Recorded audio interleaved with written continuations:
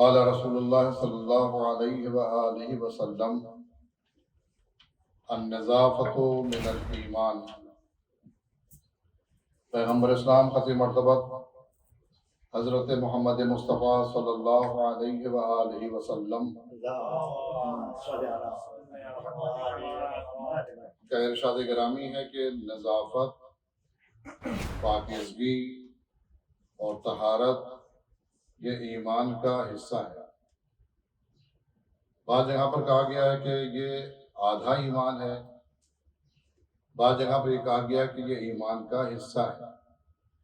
یہ جب تک کہ اس حصے کو حاصل نہ کیا جائے ایمان مکمل نہیں ہوتا، یا جب تک کہ طہارت یا نظافت حاصل نہ ہو آدھا ایمان انسان حاصل نہیں کر سکتا ہے۔ دو لفظیں بولی جاتی ہیں، ایک ہے نظافت اور ایک ہے طہارت، دونوں میں فرق ہے۔ نظافت کا لفظ جو آتا ہے وہ کثافت کے مقابل میں آتا ہے، گندگی کے مقابل میں آتا ہے۔ یعنی اگر کہیں پر بدن میں یا جسم میں یا لباس میں اگر گندگی لگی ہوئی ہو، کوئی گرد و غبار لگی ہوئی ہو، تو اس کو دور کرنا، اس کو صاف کرنا، اسے کہتے ہیں نظافت۔ یہ قرب الہی کے لیے نہیں ہے، اس کے اندر واجب کا حکم نہیں ہے کہ یہ واجب ہے، ضروری ہے، بلکہ نظافت یعنی اپنے لباس کو صاف ستھرا رکھنا، اپنے بدن کو صاف ستھرا رکھنا، تمیز رکھنا جسے کہتے ہیں۔ یہ اخلاقیات میں آتا ہے، یعنی انسان جو با اخلاق ہوتا ہے اس با اخلاق انسان کی نشانیوں میں سے ایک نشانی یہ ہے کہ وہ صاف ستھرا ہوتا ہے، اس کے بدن میں، اس کے لباس میں، اس کے جسم میں گندگی نہیں ہوتی ہے۔ اور ظاہر ہے کہ جو ہے اسلام میں ہر چیز کا ایک ظاہر ہوتا ہے، ایک باطن ہوتا ہے، ایک ظاہر ہوتا ہے، ایک باطن ہوتا ہے۔ اگر لباس کے اندر کہیں پر کوئی داغ لگا ہوا ہے تو برا لگتا ہے۔ کس کو برا لگتا ہے؟ ہمیں برا لگتا ہے، دیکھنے والے کو برا لگتا ہے۔ اگر ہمارا لباس گندا ہے، گرد آلود ہے تو ہمیں بھی اچھا نہیں لگتا ہے، سماج اور سوسائٹی میں جو دیکھتا ہے اسے بھی اچھا نہیں لگتا ہے۔ اگر ہمارے بدن کے اندر کہیں پر کوئی سیاہی لگی ہے، کوئی گندگی لگ گئی ہے تو لوگ فوراً متوجہ کرتے ہیں۔ اگر آپ کے تعلقات نہیں بھی ہیں، آپ سفر پر ہیں، وہ آپ کا ہم زبان بھی شاید نہ ہو، آپ کے ملک کا بھی نہ ہو، لیکن یہ ایک مسئلہ ایسا ہے کہ آدمی متوجہ کر لیتا ہے کہ آپ کے لباس کے اندر یہ گندگی لگی ہے، آپ کے ہاتھ کے اندر یہ جو ہے کثافت لگی ہوئی ہے، آپ اسے دھو لیجیے۔ اس کا مطلب ہے کہ دنیا کے اندر یہ چیز عام ہے کہ انسان نظافت کو پسند کرتا ہے، اور اگر نظافت کے مقابل میں کثافت اگر ہوتی ہے تو انسان خود بھی متوجہ ہوتا ہے، اگر متوجہ نہیں ہو پاتا ہے تو لوگ متوجہ کر دیتے ہیں اور اس کے اندر کوئی تکلف نہیں کرتے۔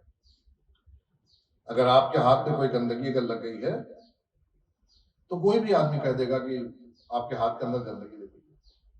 اگر آپ کے لباس کے اندر کوئی جو ہے کثافت لگ گئی ہے، کوئی گندگی لگ گئی ہے، کوئی سیاہی لگ گئی ہے، کوئی رنگ آ گیا ہے اس کے اوپر، تو فوراً کہا جاتا ہے کہ جو ہے آپ اسے صاف کر دیجیے، اور وہ برا بھی نہیں مانتا ہے۔ تو یہ تو ظاہری ہو گئی نظافت۔ جب ظاہر میں کہیں پر کثافت لگی ہو، گندگی لگی ہو تو ہم پسند نہیں کرتے، پورا سماج برداشت نہیں کرتا ہے۔ یا اگر ہمارے بدن کے اندر بدبو آ رہی ہے، لوگ ناک منہ چڑھانے لگتے ہیں، لوگ جو ہے گلے ملنے تیار نہیں ہوتے۔ یہ نیچرل ہے، انسان کی فطرت میں ہے کہ ہر انسان چاہتا ہے کہ خود بھی صاف ستھرا رہے اور دوسرا بھی صاف ستھرا رہے، اور اگر نہیں ہوتا ہے تو انسان نفرت کرتا ہے۔ تو یہ ظاہر کی نظافت اور پاکیزگی اور صاف ستھرائی جو ہے یہ ضروری ہے، کیونکہ یہ ہمیں بھی اچھی لگتی ہے، سماج کو بھی اچھی لگتی ہے۔ اللہ بھی اسی چیز کا حکم دیتا ہے، کہتا ہے تمہارا ظاہر پاک ہونا چاہیے، تمہارا ظاہر صاف ہونا چاہیے، تمہارے بدن کے اندر گرد غبار نہیں ہونا چاہیے، اگر لگ گئی ہے تو دھو لو اسے۔ حتیٰ کہ مستحبات میں سے ہے کہ جب گھر سے باہر نکلیں تو اپنے آپ کو آئینے میں دیکھیں، آپ کا بال سیدھا ہے کہ نہیں ہے، چہرے پہ کوئی سیاہی تو نہیں ہے۔ علماء عرفان کہتے ہیں کہ اللہ کو برداشت نہیں ہے کہ اس کے بندے کو کوئی دیکھ کر کے ہنسے، اس کا مذاق اڑائے۔ بندہ گھر سے اگر نکل رہا ہے، ظاہر ہے جو اللہ کا بندہ ہے وہ اللہ کی مخلوق ہے، اللہ کا جو ہے کرشمہ ہے، وہ اللہ کا شاہکار ہے، اللہ کی تصویر ہے۔ وہ کوئی بھی مصور اپنے تصویر کے اندر نقطہ نہیں دیکھنا چاہتا، سیاہی نہیں دیکھنا چاہتا ہے، نقص نہیں دیکھنا چاہتا ہے۔ اگر متوجہ کیا جائے تو فوراً دور کرتا ہے۔ مومن کے لیے حکم یہ ہے کہ جب گھر سے باہر نکلو تو کیا کرو؟ آئینے میں دیکھو اپنے آپ کو۔ انسان آئینے میں دیکھے کہ کہیں پر سیاہی لگی ہے، کہیں پر گرد و غبار لگا ہوا ہے، کہیں پر کوئی کثافت لگی، فوراً دھو دے۔ چونکہ اس تصویر کے اندر گرد اگر ہوگی، اس تصویر انسانی کے اندر اگر کہیں پر کثافت ہوگی تو برائی تصویر کی ہوگی، در حقیقت مصور کی ہوگی، اور یہ اللہ کو برداشت نہیں ہے۔ لہذا اللہ نے کہا النظافۃ من الایمان، اگر تم مومن ہو، صاحب ایمان ہو، تو تمہارا فرض بنتا ہے کہ تم نظافت حاصل کرو۔ تو یہ تو ظاہری نظافت ہو گئی۔ کیا ممکن ہے کہ اللہ ہمارے دل کے اندر جو کثافت و گندگی اور برائی پیدا ہو گئی اسے برداشت کرے گا؟ جو ظاہر میں ہمارے لباس میں نقطہ سیاہ برداشت نہیں کر رہا ہے، اور ہم بھی برداشت نہیں کر رہے ہیں، سماج میں سوسائٹی برداشت نہیں کر رہی ہے، تو کیا اللہ ہمارے دل کے اندر، ہمارے نفس کے اندر، ہمارے ضمیر کے اندر، ہمارے قلب کے اندر جو ہے گندگی ہو، کثافت ہو، برائیاں ہو اس کے اندر، اللہ اسے برداشت کرے گا یا پسند کرے گا؟ سماج اور سوسائٹی اس لیے برداشت کر رہی ہے کہ وہ دکھائی نہیں دے رہی ہے، لیکن اللہ تو دیکھ رہا ہے۔ لہذا نظافت دو طرح کی ہوتی ہے، ایک نظافت ظاہری ہوتی ہے، ایک نظافت باطنی ہوتی ہے۔ نظافت ظاہری تو لوگ متوجہ کر دیں گے آپ کی طرف کہ بھائی یہ گندگی لگی ہے، آپ صاف کر دیجیے، آپ یہ بدبو آ رہی ہے، آپ اسے دور کر لیجیے، آپ یہ کثافت آپ کے بدن میں لگی ہے، آپ دور کر لیجیے۔ آپ اگر آپ متوجہ نہ بھی ہوئے تو کوئی بھی متوجہ کر دے گا آپ کو، اور کسی مذہب کا بھی ہوگا متوجہ کر دے گا، کسی ملک کا ہوگا مذہب جو ہے آپ کو متوجہ کر دے گا۔ آپ ٹرین میں ہو، سفر میں ہو، بس میں ہو، گاڑی میں ہو، کہیں پر بھی ہو، لوگ باقاعدہ روک کر کے جو ہے باقاعدہ متوجہ کرتے ہیں کہ بھائی اب یہ کثافت لگی ہوئی ہے، آپ شاید متوجہ نہیں ہوئے۔ تو یہ چونکہ دکھائی دے رہی ہے، لوگ متوجہ کر رہے ہیں، وہ کثافت کی جانب کون متوجہ کرے گا جو ہمارے دل کے اندر لگی ہے؟ وہ گندگی جو ہمارے ضمیر کے اندر بس گئی ہے وہ کون صاف کرے گا؟ وہ کون دیکھے گا؟ لہذا اس نظافت کے ذریعے سے انسان کو اس نظافت کی جانب متوجہ کیا گیا ہے کہ جب تصویر کے اندر ایک ذرا سا نقطہ لگ جاتا ہے، تصویر اچھی نہیں لگتی ہے، تو وہ دل بھی اچھا نہیں لگتا ہے جس کے اندر گناہ کی آمیزش ہو، وہ ضمیر بھی اچھا نہیں لگتا جس کے اندر جو ہے کجروی پائی جاتی ہو، وہ دماغ بھی اچھا نہیں لگتا جس کے اندر جو ہے گمراہی پائی جاتی ہو، ضلالت پائی جاتی ہے۔ اس کی مثال بالکل ویسی ہے جیسے آپ کے سفید لباس کے اوپر جو ہے ایک خون کا قطرہ لگا ہوا، آپ کے جو ہے لباس فاخرہ کے اندر جو آپ فخر و مباحات کرتے ہو پہن رہے اس کے اندر بدبو آپ بھی برداشت نہیں کرتے۔ لہذا نظافت کی جانب متوجہ ہونا چاہیے انسان کو، پاک و پاکیزہ ہونا، صاف ستھرا ہونا۔ میں نے بتایا کہ نظافت اور ہے، طہارت اور ہے۔ نظافت یہ کثافت کے مقابل میں ہے۔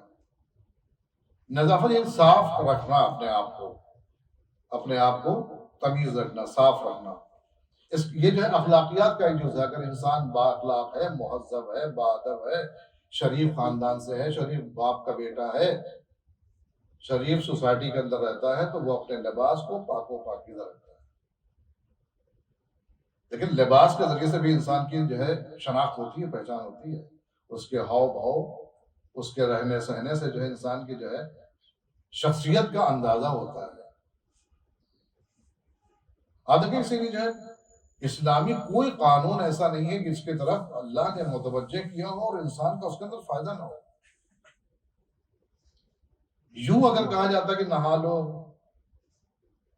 حمام چلے جاؤ تو عجیب سے لگتا. اللہ نے اس کے اندر بھی ثواب رکھ دیا. کہا کہ اگر تم روز جمعہ غسل کرو گے تو اس جمعے سے لے کر کے اس جمعے تک جتنے گناہ ہوں گے سب معاف ہو جائیں گے. نہانے سے معاف ہو جائیں گے.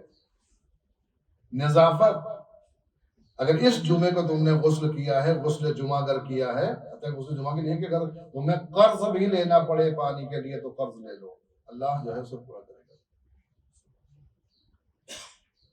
تو اللہ نے اس نظافت کو اتنا پسند کیا ہے، کہتا ہے کہ اگر روز جمعہ تم غسل جمعہ کرو گے تو اس جمعے سے لے کر کے اس جمعے تک سارے گناہ معاف ہو جائیں گے تمہارے، جتنے بھی ایک ہفتے کے اندر جتنے گناہ ہوں گے سب معاف ہو جائیں گے. یہ کرم پروردگار ہے، یہ رحم پروردگار ہے. بدن ہمارا صاف ہوگا. کیوں؟ علماء کہتے ہیں کہ طہارت باطنی، طہارت ظاہری مقدمہ ہے طہارت باطنی کا.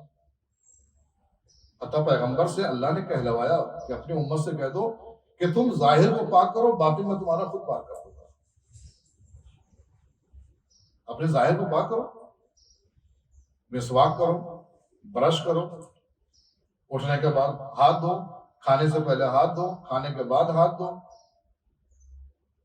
اپنے بدن کو صاف ستھرا رکھو، ناخن کاٹو، اضافی بال کو نکال دو، بدن کو صاف ستھرا رکھو، لباس کو صاف ستھرا رکھو. اگر یہ تم ظاہری طہارت حاصل کر لو گے تو باطنی طہارت جو ہے میں تمہارے اندر پیدا کر دوں گا. یہ دیکھیں آپ، نماز سے پہلے کیا ہے؟ وضو. کوئی بھی عمل سے پہلے غسل کرو. یہ کیوں ہے؟ یہ مقدمہ ہے اس طہارت باطنی کے حاصل کرنے کا، کہ بندے کے اختیار میں یہ طہارت ظاہری ہے، طہارت باطنی میرے اختیار میں ہے، میں پیدا کر دوں گا اس کے اندر. یہ جناب ابراہیم کیسے کہا تھا؟ جناب ابراہیم کیا کرتے تھے؟ بغیر مہمان کھانا نہیں کھاتے تھے. لیکن جب وہ مہمان آ جاتا تھا اور ابراہیم کا گرویدہ ہو جایا کرتا تھا اور جناب ابراہیم سے کہتا تھا کہ جو آپ نے ہمارا احسان کیا ہمارے اوپر، کھانا کھلایا آپ نے، ہم بھوکے تھے، مزدور تو وہاں پر کوئی ذریعہ معاش نہیں تھا، آج مزدوری بھی نہیں ملی تھی، آپ نے کھانا کھلایا ہے، کہیے کیا کرنا ہے؟ کہا میرے رب کا ایک سجدہ کر لو، میرے رب کا ایک سجدہ کر لو. جیسے ہی اس نے سجدہ کیا، جناب ابراہیم نے کیا کہا؟ جیسے ہی اس نے سجدہ کیا، کیونکہ متاثر ہوا تھا جناب ابراہیم سے، کھانا کھلایا ابراہیم نے، احسان کیا ابراہیم نے، مزدور پر رحم کیا ابراہیم نے، اس بے کسی کے اندر سہارا بنے ہیں. تو جیسے ہی سر کو وہ جھکاتے تھے، جناب ابراہیم کیا کہتے تھے؟ اے میرے معبود، سر کا جھکانا میرا کام ہے، دل کا جھکانا تیرا کام ہے. جناب ابراہیم کیا کہتے تھے؟ یہ کہتے تھے سر کا جھکانا میرا کام ہے، یہ میں نے جو ہے اس منزل پہ لا کے کھڑا کر دیا کہ سر کو میں نے جھکا دیا، سجدہ کر دیا، اب دل کا جھکانا تیرا کام ہے. ویسے ہی جو ہے یہ طہارت ظاہری حاصل کرنا، نظافت ظاہری حاصل کرنا کا معقول، یہ ہمارا فرض ہے، یہ ہمارا حق ہے، ہم اسے انجام دیں. اور اگر ہم نے اس کو بخوبی انجام دیا تو انشاءاللہ یہی طہارت جو ہے ہماری طہارت باطنی کا سبب بن جائے گی.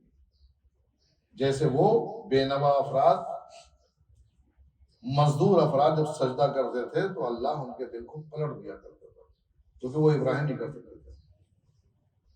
لہذا نظافت کا بڑا حکم دیا گیا ہے. تو نظافت اور طہارت میں کیا فرق ہے؟ نظافت جو ہے کہ اندر کوئی نیت نہیں ہوتی ہے، قرب الہی کا تصور نہیں ہوتا ہے، بلکہ اخلاقیات ہے. یہ ہمارا فرض ہے، یہ ہمارے اوپر ضروری ہے، خود ہمارے اوپر کہ ہم اس کام کو انجام دیں. اور یہ ہماری شرافت کو اجاگر کرے گا، ہماری روشن فکری کو ظاہر کرے گا، ہماری سوچ اور سمجھ کو ظاہر کرے گا کہ انسان کیسا ہے. لیکن طہارت جو ہوتی ہے وہ طہارت نیت کے ساتھ ہوتی ہے. وہ کس سے حاصل ہوتی ہے؟ وہ صرف نہانے سے حاصل نہیں ہوتی ہے. نہانے سے نظافت حاصل ہوتی ہے. کپڑے کو خالی پانی میں ڈبا دینے سے نظافت ملتی ہے، طہارت نہیں ملتی ہے. طہارت کے ایک اصول ہے، طہارت ایک طریقہ ہے، طہارت ایک میتھڈ ہے، اس کے اعتبار سے انجام دینا ہوتا ہے، اور اس کے اندر نیت بھی ہوتی ہے، اور اس کا طریقہ کار بھی ہے. کبھی وہ طہارت آپ کو وضو سے ملتی ہے، کبھی وہ طہارت آپ کو غسل سے ملتی ہے، کبھی وہ طہارت آپ کو تیمم سے ملتی ہے۔ نظافت اس سے نہیں ملتی ہے، نظافت جو ہے وہ پانی سے ملتی ہے، اور عام طور سے اس کے اندر نیت کوئی نہیں ہوتی ہے، لیکن وہ نظافت جو ہے وہ مقدمہ ہے اس طہارت کا۔ اگر آپ اس کے اندر جان ڈالنا چاہتے ہیں، طہارت معنوی حاصل کرنا چاہتے ہیں، تو طہارت ظاہری کو حاصل کرنا فرض ہے۔ بہت زیادہ جو ہے تاکید کی گئی ہے۔ روایت کے جملے کے پیغمبر سے کہا گیا، خود پیغمبر اسلام نے فرمایا کہ اگر کوئی شخص اپنے گھر کو پاک و پاکیزہ رکھتا ہے، صاف ستھرا رکھتا ہے، کوڑے سے پاک رکھتا ہے، جالوں سے پاک رکھتا ہے، گندگیوں سے پاک رکھتا ہے، اور خود بھی صاف ستھرا رہتا ہے، تو وہ صاف ستھرا انسان، وہ صاف ستھرا گھر جس کے اندر وہ رہ رہا ہے، اگر وہ ایک رات گزارتا ہے تو اس کے ساتھ فرشتے بھی رات گزارتے ہیں۔ توجہ کریں گے آپ، اہم بات ہے۔ پیغمبر فرما رہے اگر کوئی انسان اپنے آپ کو تمیز کرے، اپنے آپ کو صاف ستھرا رکھے، اپنے آپ اپنے کپڑے کو صاف رکھے، خود نہائے دھوئے، اور گھر کو بھی صاف ستھرا رکھے، جالے نہ ہو، گندگیاں نہ ہو، کثافتیں نہ ہو، بدبو نہ ہو، اور نہ بدن میں ہو، تو کہتے ہیں اگر یہ کیا آپ نے، دیکھیں اللہ ہماری طرف متوجہ کتنا زیادہ ہے، ایک لمحے کے لیے جو ہے وہ ہمیں چھوڑتا نہیں ہے۔ کہتے ہیں ایسے شخص کے ساتھ جو ہے اللہ ملائکہ کو بھیج دیتا ہے، اور وہ ملائکہ دعا کرتے رہتے ہیں اللہ سے، اے میرے معبود، اس طاہر انسان نے جو خود کو طاہر رکھا ہے، خود کو پاک و پاکیزہ رکھا ہے، گھر کو صاف ستھرا رکھا ہے، میں نے رات گزاری ہے، میرے معبود اس کے گناہوں کو معاف کر دے، اس کے گناہوں کو معاف کر دے۔ یعنی ملک معصوم، آپ توجہ کر سکتے ہیں کہ اگر معصوم کوئی جو ہے اللہ کی بارگاہ میں اگر دعا کرے، اس کی دعا رد ہوگی، یا وہ ملک معصوم جسے اللہ نے خود بھیجا ہو کہ جاؤ وہاں پر رات گزارو، وہ پاک و پاکیزہ ہے، صاف ستھرا ہے، اس نے اپنے بدن کو صاف کیا ہے، اس نے لباس کو پاک کیا ہے، اپنے گھر کو تمیز کیا ہے، گھر کے اندر بدبو نہیں پائی جاتی ہے، بدن کے اندر بدبو نہیں پائی جاتی ہے، جاؤ وہاں پر، تو وہ جو ہے فرشتہ کیا کرتا ہے، ملک کیا کرتا ہے، اللہ کی بارگاہ میں اس کے لیے استغفار کرتا ہے۔ یہ اہمیت، لہذا اسلام کے اندر دیکھیں آپ، کوئی بھی عبادت اللہ نے اس کا مطالبہ نہیں کیا مگر یہ کہ طہارت کے ساتھ، ہر جگہ طہارت مانگی ہے، کبھی وضو کے ذریعے سے، کبھی غسل کے ذریعے سے، دونوں ممکن نہیں ہے تو تیمم کے ذریعے سے۔ بدن تمہارا پاک و پاکیزہ ہونا چاہیے، لباس پاک و پاکیزہ ہونا چاہیے، جس جگہ پر تم نماز پڑھ رہے ہو وہ جگہ پاک و پاکیزہ ہونا چاہیے، ہر اعتبار سے جو ہے طہارت کے جو ہے طرف اللہ نے انسان کو متوجہ کیا ہے، اور اس لیے متوجہ کیا ہے کہ کہتے طہروا هذه الاجساد طہرکم اللہ، پیغمبر فرماتے ہیں کہ تم اپنے جسموں کو پاک کر لو، اللہ تمہارے دلوں کو پاک کر دے گا۔ یہ بہت بڑا مسئلہ ہے، نظافت اور طہارت کا خیال کرنا بہت ہی زیادہ ضروری ہے۔ طہارت بتایا کہ اصول کے اعتبار سے ہوتی ہے، ایک میتھڈ ہے، نیت ہے، قرب الہی کا اس کے اندر جو ہے تصور پایا جاتا ہے، اور وہ واجب بھی ہے یا مستحب ہے، لیکن نظافت جو ہے وہ اخلاقیات کا جز ہے، ہمارے مینرز میں وہ چیز آتی ہے، یعنی انسان کا خود کا فریضہ یہ ہے کہ انسان صاف ستھرا رہے، اور اس چیز کو اللہ بہت زیادہ پسند کرتا ہے۔ لہذا وہ فرشتے باقاعدہ دعا کرتے ہیں، اللہم اغفر لعبدک فإنہ بات طاہرا، اے میرے معبود تو اپنے اس بندے کو معاف کر دے، اس کے گناہوں کو بخش دے، کیونکہ اس نے طہارت کے عالم میں رات گزاری ہے۔ ملک معصوم کہہ رہا ہے اللہ کی بارگاہ میں کہ اس نے طہارت کے عالم میں رات گزاری ہے۔ میں نے بتایا کہ ہر چیز کا ظاہر و باطن ہوتا ہے، اسلام کے اندر کوئی چیز جو ہے سرسری بیان نہیں کی جاتی ہے کہ نظافت ہم نے کہا کہ آپ نے جو ہے فوراً جو ہے صاف کر لیا، پاک کر لیا، کافی ہے، بلکہ اس کے باطن میں جو ہے جو اشارہ کیا گیا اس کی طرف متوجہ ہونا بہت ہی ضروری ہے۔ طہارت کے مراتب میں پہلا مرتبہ پہلا مرحلہ، پہلا اسٹیپ یہ ہے کہ بدن پاک ہو، بدن پاک ہو، بدن پہ جو لباس ہو وہ پاک ہو، بدن اور لباس ملا کر کے جس مکان میں رہ رہے ہیں وہ پاک و پاکیزہ ہو، جس پر آپ سوتے ہیں وہ پاک و پاکیزہ ہو۔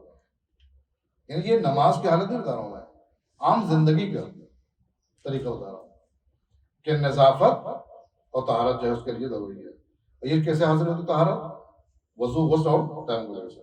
اس کے بعد اعضاء و جوارح کا گناہوں سے پاک رکھنا، یہ بھی ضروری ہے۔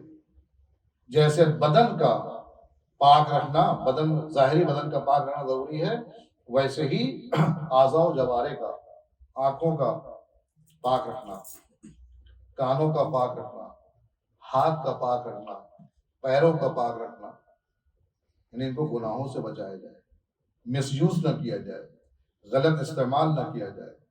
کفران نعمت یہ بھی ہے کہ انسان جس چیز کی جو چیز دی گئی ہو اس کے برخلاف استعمال کرے، اسے کہتے ہیں کفران نعمت، گناہ بھی ہے۔ آنکھوں سے کیا چیز دیکھنا چاہیے؟ جو جائز ہے، اگر ناجائز دیکھا تو کفران نعمت بھی ہے، گناہ بھی ہے۔